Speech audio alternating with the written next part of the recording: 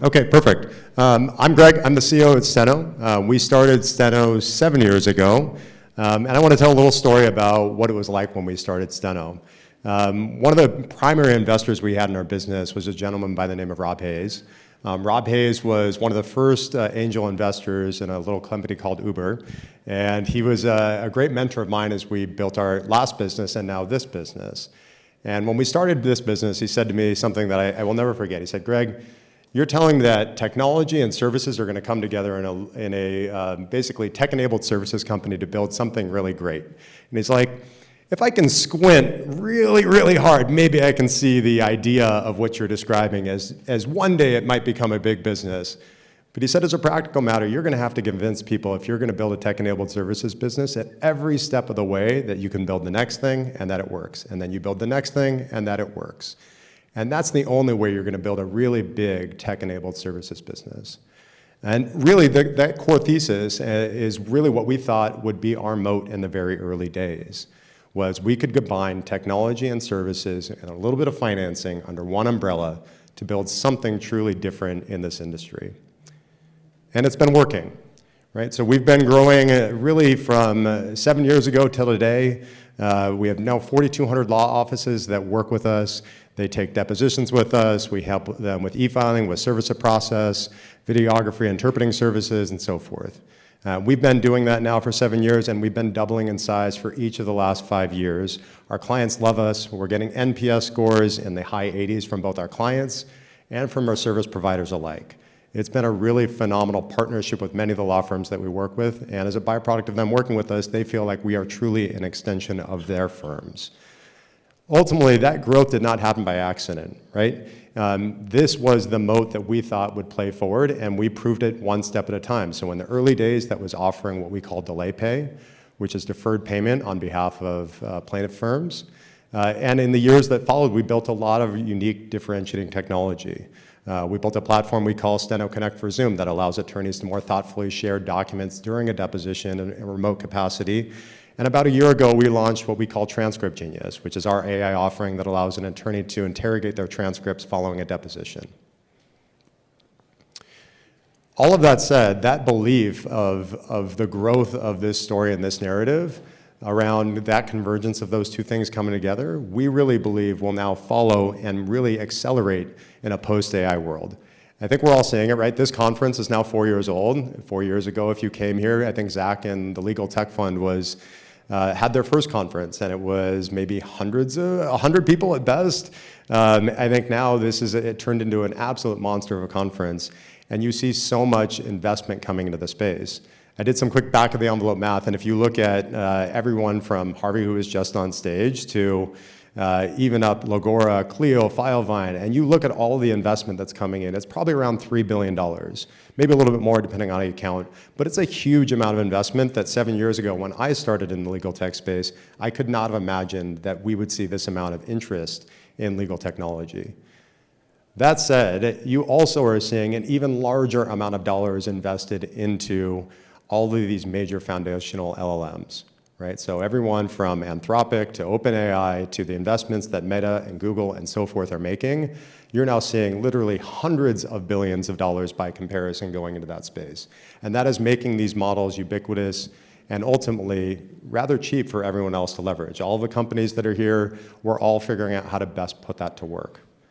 But the byproduct of that is that software is becoming more and more of a commodity. And when we look at that space, we're even seeing examples of that play out in our own business.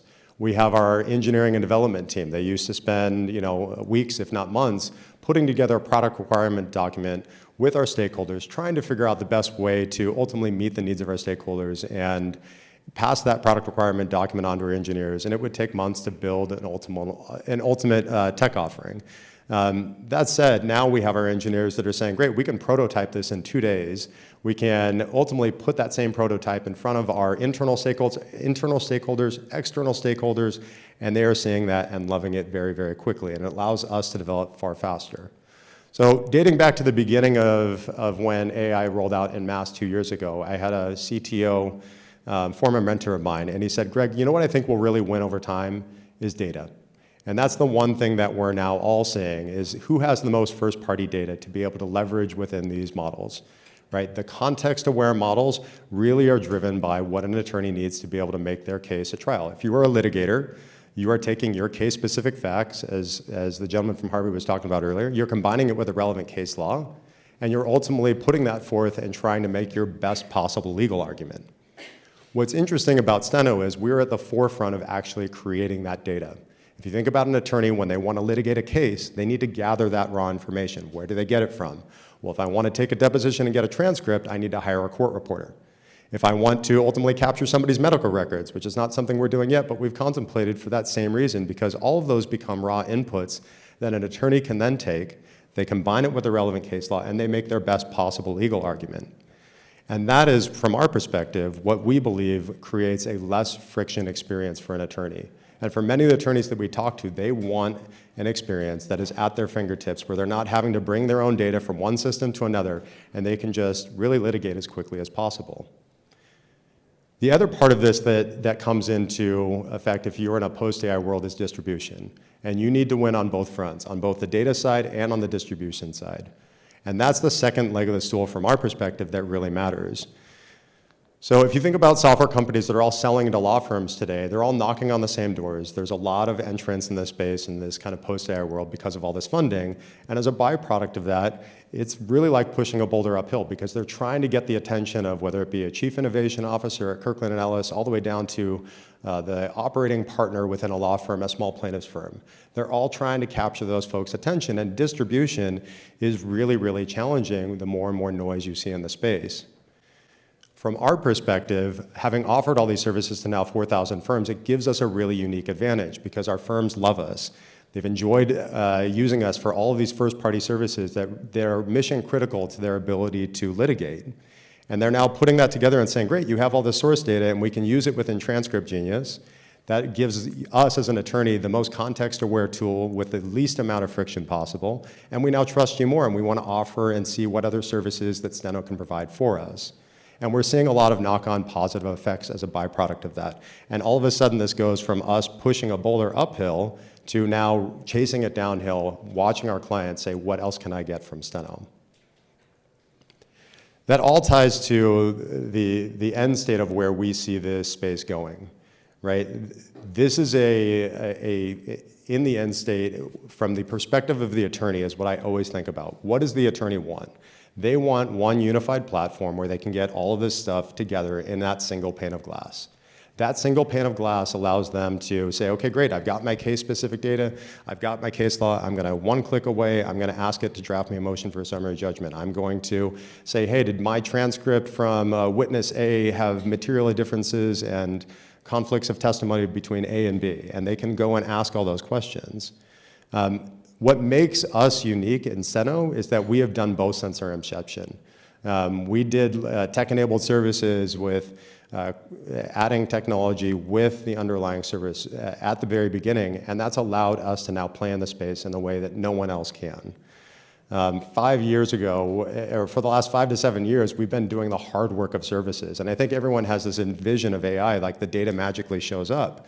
But if you don't actually create the raw inputs, it's really hard to actually get that data in front of the attorneys and so forth. So we believe that in the future, we'll continue to build out more and more technology that's differentiated on top of the data that we provide to our clients, and help them go chase down through the varied services that we provide, and ultimately build the power tools that help them execute on that data into a single pane of glass.